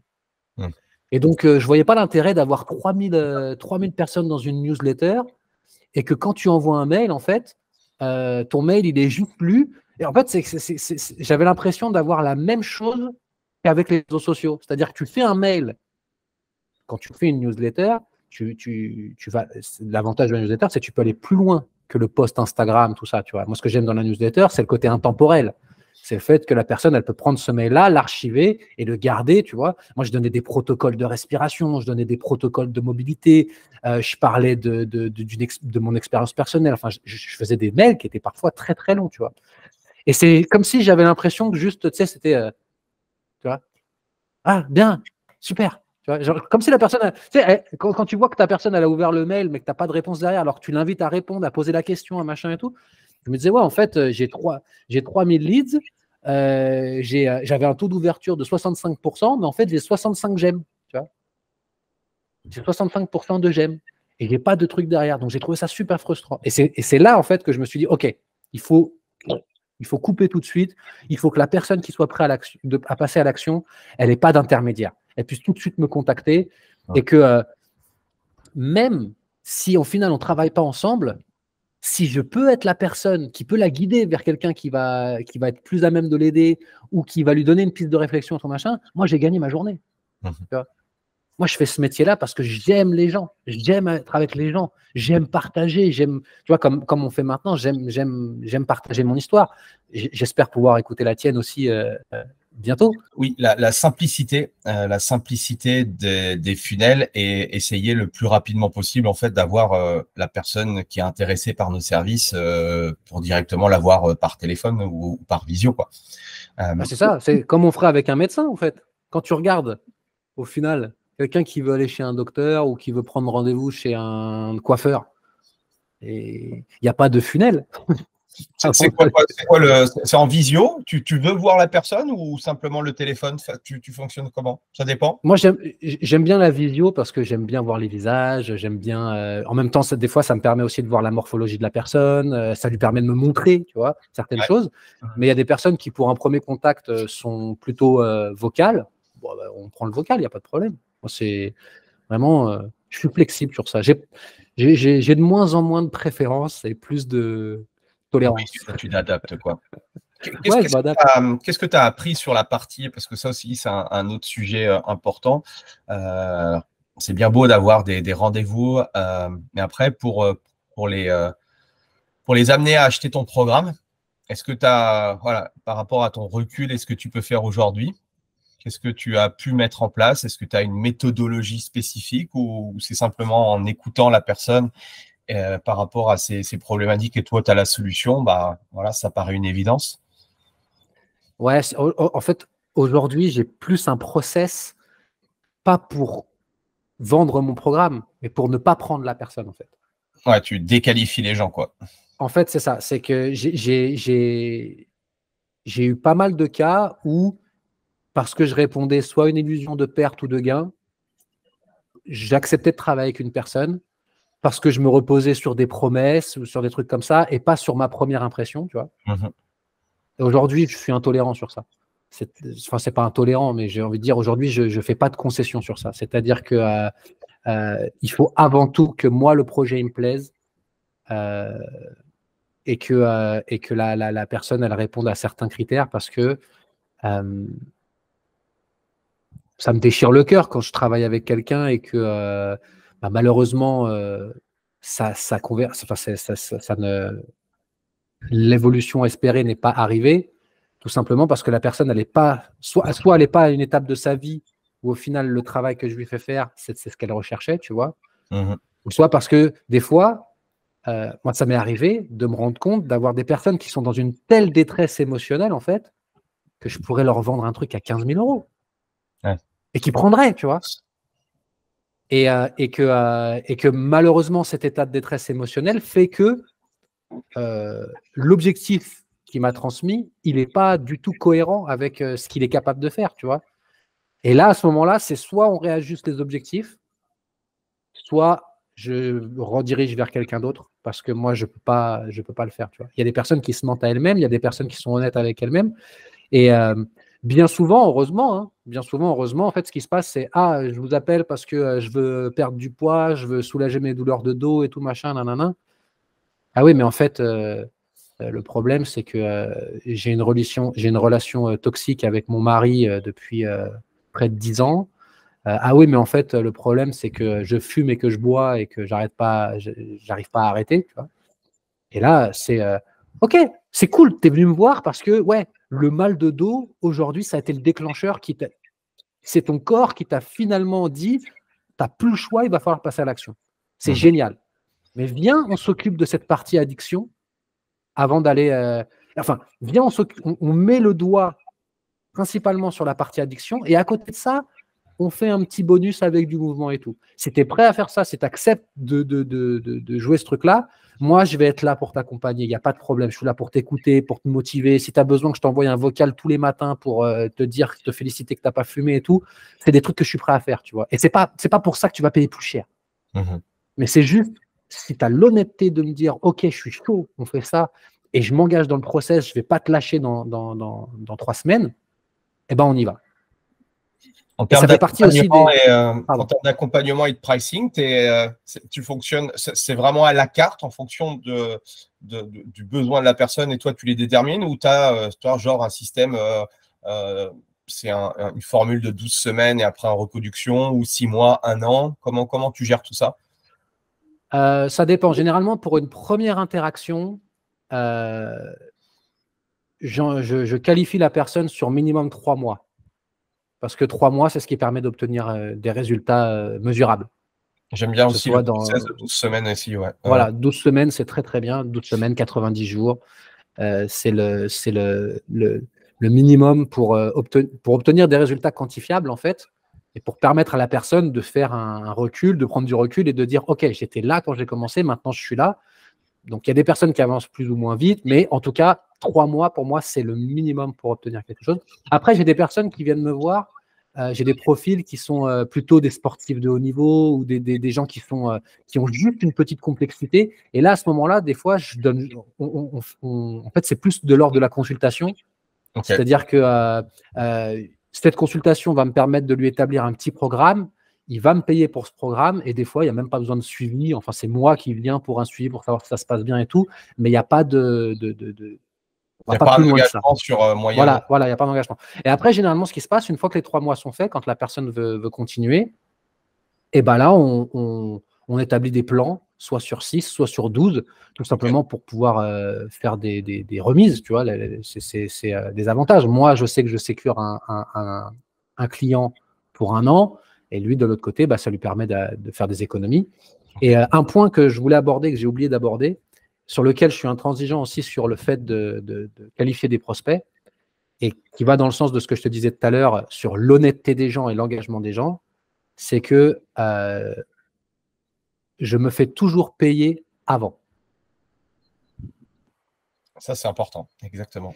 C'est quelque chose que je communique, tu vois, j'ai pas mal de coachs dans mon entourage, tu vois, et je sais que je ne fais pas l'unanimité sur cette façon de travailler, mais moi, c'est indispensable. Si tu prends un encadrement de 3 mois, il faut que tu aies payé le premier mois avant la première séance.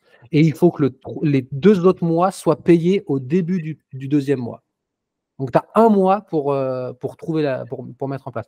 Si jamais c'est trop challengeant au niveau économique pour toi, eh ben, il n'y a pas de problème, je te réserve ton spot. On se dit, voilà, il te faut 6 mois pour mettre l'argent de côté. Dans 6 mois, on reprend un rendez-vous et je te réserve ton spot pour te garantir que dans 6 mois, tu auras une place.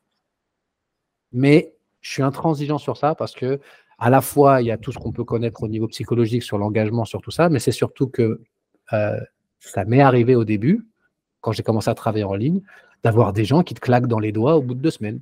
Ouais. Et sans avoir le respect ou la politesse de te dire pourquoi. Tu vois. Non, mais donc ça, c'est quelque chose que je conseille. Alors, je sais que je ne fais pas l'unanimité, mais ça, c'est ce que je conseille à tous les coachs qui travaillent en ligne aujourd'hui. Faites-vous payer d'avance. Parce que pour vous, c'est un gage de respect. Et dans la tête, c'est plus pareil. Je te donne un exemple. Tu sais que la personne, elle t'a donné 2 000 €. Tu dois lui donner un programme dans 7 jours. Tu sais qu'elle t'a déjà donné 2 000 €. C'est pas, elle va te donner 2 000 € quand tu lui envoies ton programme. Donc, s'il y a un coup de flemmardise qui vient pendant les 7 jours, quand tu sais qu'elle t'a donné 2 000 €, tu ne fais pas l'impasse sur ça. C'est pas que tu te mets la pression, mais en tout cas, il y a une pression positive dans le sens que c'est déjà acté. On ne compte plus que sur toi. C'est à toi de le faire. Si tu n'as pas été payé, sur ces 7 jours, tu peux te dire « Oh, mais j'ai le temps, de toute façon, machin. » Et puis, si ce n'est pas 7, ça sera 8. Et puis, en termes d'éthique de travail, moi, je trouve ça beaucoup plus fair d'un côté comme de l'autre. Et les deux sont gagnants parce que oui, comme exactement, tu dis, le professionnel, il va se bouger un peu plus ou en tout cas, voilà, il va se donner à 100%. Et de l'autre côté, le fait d'avoir donné de l'argent, même chose, alors certes, c'est des motivations un peu extrinsèques et tout, mais c'est aussi un levier qui permet aussi de ah oui, bon voilà, oui, j'ai mis de l'argent, j'ai investi de l'argent en moi, je veux avoir un retour sur investissement, donc je vais faire en sorte que je vais suivre le plan de Nico, quoi. Ouais, c'est ça. Et enfin, peut-être que tu l'as déjà vécu, mais j'ai été surpris de voir le nombre de personnes qui, si elles s'écoutaient, elles abandonneraient, quoi, alors qu'elles ont investi parfois plusieurs milliers d'euros. Alors que c'est juste, tu sais, il y a je ne sais plus quel est le psychologue qui disait ça, mais il disait dans notre vie, on passe par trois. Il y a un tiers de notre vie où on est super enthousiaste, super joyeux. Il y a un tiers de notre vie où on trouve que la vie est pourrie. Et il y a un autre tiers de notre vie où on a l'impression d'être un moins que rien. Bah, c'est surtout pas dans cette période-là qu'il faut prendre des décisions. Et c'est incroyable le nombre de personnes qui sont sur une pente montante comme ça, et puis dès le premier obstacle, dès le premier truc, ont envie de tout lâcher, tu vois. Mais non. Si tu as payé aussi cher, c'est parce que ça dure longtemps. Si tu as payé aussi cher, c'est parce que c'est un processus qui est pas évident. Sinon, tu n'aurais pas besoin de quelqu'un pour le faire. Donc, non, n'abandonne pas, reste là, ça va bien se passer. comme dirait l'autre. C'est le principe des bonnes résolutions des gens, s'ils ne sont pas accompagnés, c'est vite un flop. Et ça rejoint ce que je te disais aussi dans la façon de qualifier son client, c'est s'il y a quelqu'un qui vient me voir parce que c'est les bonnes résolutions du nouvel an, parce qu'il est motivé, parce que la planète entière est sur cette fréquence de bonnes résolutions, généralement c'est des personnes où je vais leur dire, ok, tiens, je te fais pas payer, fais ça. Tu as une problématique, tiens, je te résous ta problématique, je te donne ça à faire, et si tu veux aller plus loin, on se recontacte. Et tu peux à chaque fois que je sens ça, je fais un don, tu vois. Je fais un don à la personne. Tu as des problèmes de hanche, tu as des problèmes de genoux, tu as des problèmes de dos, tu as un problème de sommeil ou d'anxiété. Ok, tiens, je te donne ça. Je te garantis à 2000% que ça marche parce que c'est ce que j'utilise, c'est ce que j'utilise avec tous mes clients. Je te le donne gratuitement. Fais-le pendant 3 semaines et dans 3 semaines, tu reviens. Et bien, généralement, ils ne reviennent pas parce qu'en fait, ils ne l'ont pas fait. Tu vois ? Alors que le gars, je lui ai donné un truc que normalement, je facturerais peut-être 400 €, tu vois. Moi, j'ai déjà fait le test, même auprès de monsieur et tout le monde pour la partie santé, mais également pour des professionnels, des coachs ou autres, où en fait, tu offres une formation sur un truc spécifique, tu offres le truc et tu fais payer le truc, tu vois. Les gens te disent « Ouah, mais le truc payant, c'était hyper qualitatif ». Je leur dis, vous savez, j'ai offert le truc il y a quelques mois en arrière. Personne ne m'a rien dit parce que tout ce qui est offert, entre guillemets, ça n'a pas été consommé, si tu veux. Donc, c'est assez drôle, en fait, ce truc-là. Tu sais quel est le taux comment on appelle ça, d'accomplissement des formations en ligne sur Internet?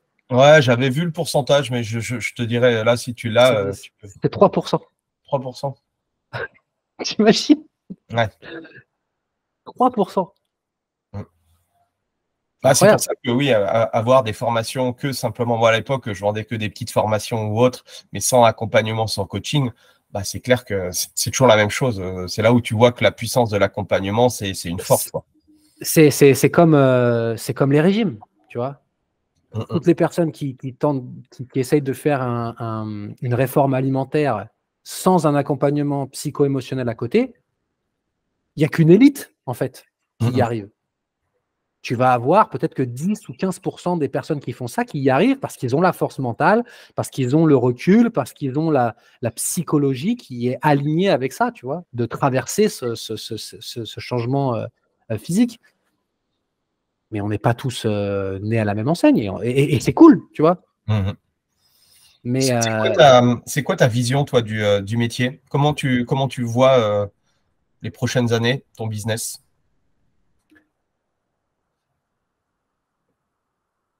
C'est une bonne question.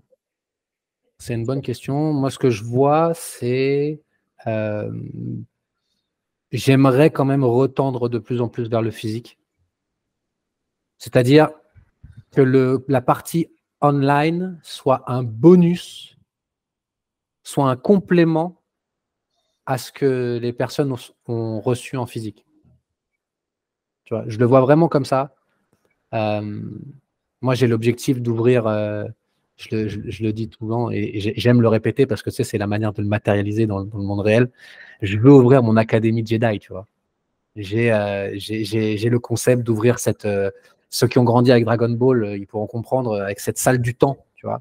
Cet espace un petit peu coupé du temps et de l'espace où la seule chose qu'on est concentré à cet endroit-là, c'est de s'améliorer.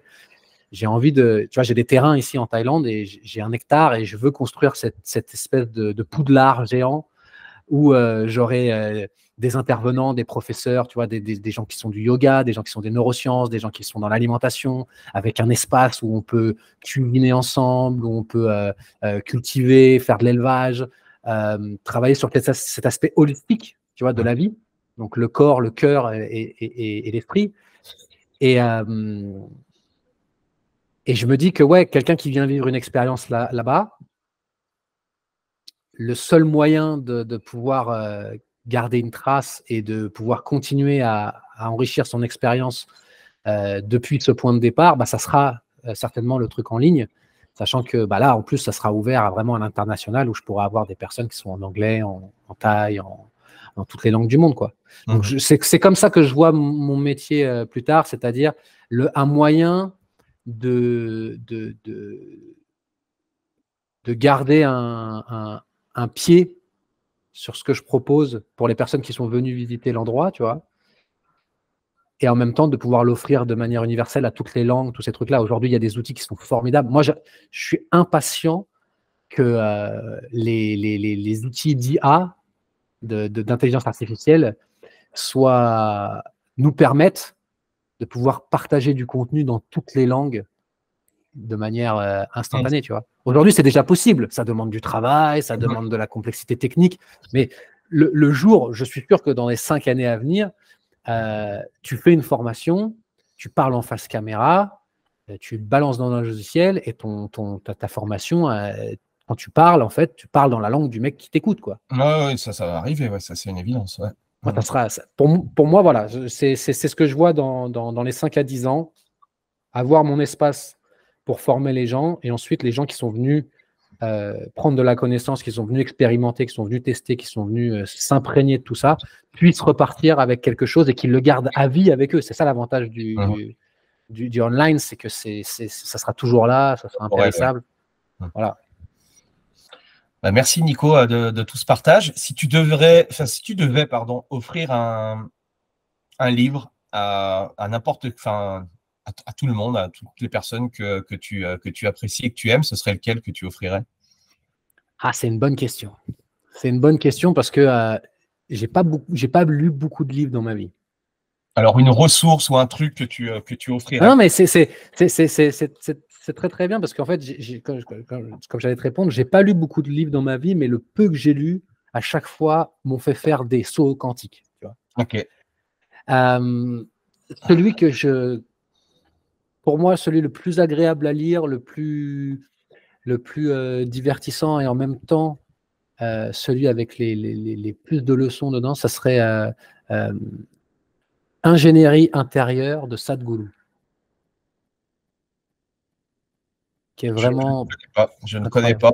Et c'est ce que j'ai dit hier, j'ai aussi fait un épisode de podcast et même chose, le titre, je ne connaissais pas. Je lui ai dit que ça serait mes livres d'été, donc du coup, ça sera mon deuxième livre pour mes vacances. Ah bah, ça se lit très facilement. C'est rempli d'anecdotes, de sagesse, d'invitations à expérimenter certaines choses. Pour moi, ça a été. C'est un livre qui a résumé en fait beaucoup d'étapes que j'ai passées, qui a mis des mots sur des choses que j'avais compris. Et en tant que passionné de pédagogie, la pédagogie de Sadhguru est absolument top level, quoi. Voilà, c'est la simplicité. Si demain ou si aujourd'hui, là, après notre call, je te donnais sur ton compte en banque 10 millions d'euros, est-ce que tu changerais quelque chose à ta vie? Bah, je ferais mon académie Jedi. Et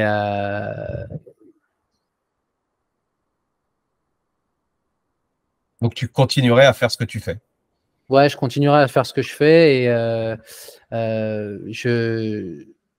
j'essaierai de faire fructifier cet argent au service alors pas de la planète, de la communauté, tout ça, mais juste au service de mon environnement le plus proche, tu vois. Parce que je pense que c'est là qu'on a le plus d'impact et que c'est le plus facile d'avoir une action concrète.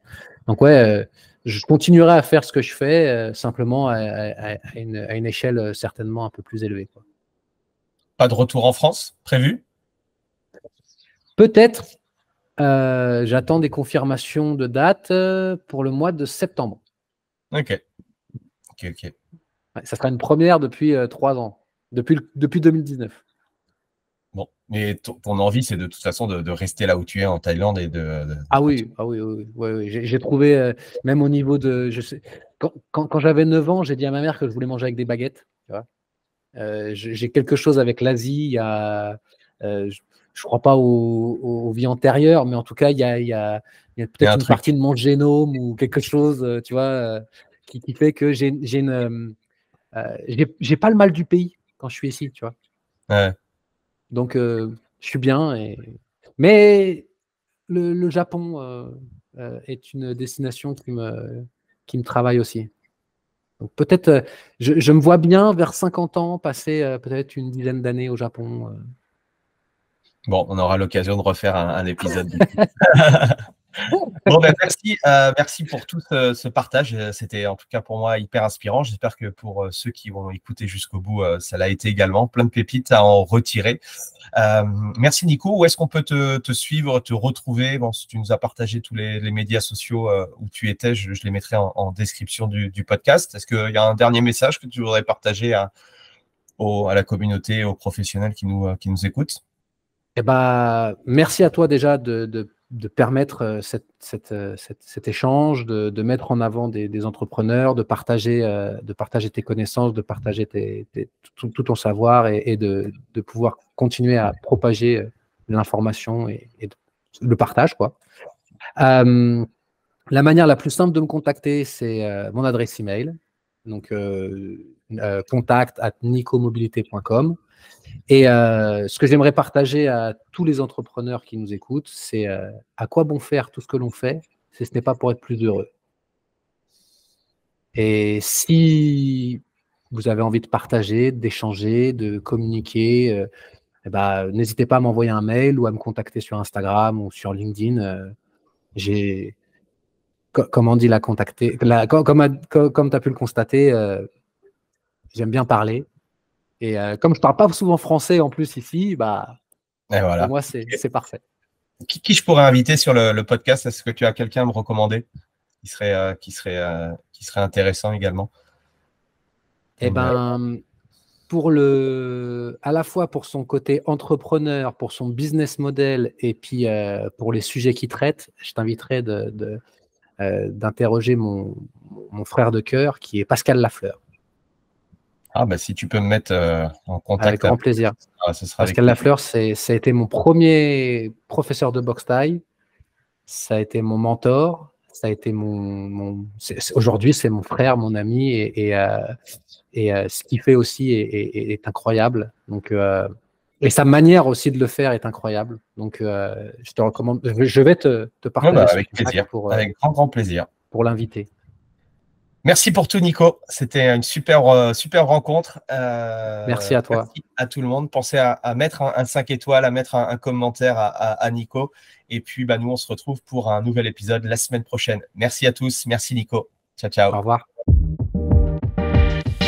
Voilà, c'est fini pour aujourd'hui. J'espère que l'épisode vous a plu. Merci d'avoir passé ce moment en ma compagnie. Deux petites choses avant de vous quitter. Si vous cherchez les notes de l'épisode ou que vous voulez tout simplement me contacter personnellement, allez sur mon site andypoiron.com.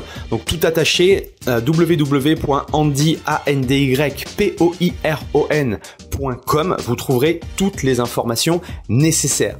Et dernière chose, et c'est la plus importante pour moi, si vous voulez m'aider à promouvoir ce podcast, eh bien vous mettez un avis 5 étoiles sur Apple Podcast. Si vous regardez cet épisode sur YouTube, eh bien pensez à liker et à vous abonner à ma chaîne YouTube, et pensez à en parler autour de vous, pensez à en parler à vos amis ou à vos collègues dans le fitness. Ça permettra véritablement à ce podcast d'avoir beaucoup plus de visibilité. Voilà, en tout cas, merci, à très vite pour le prochain épisode.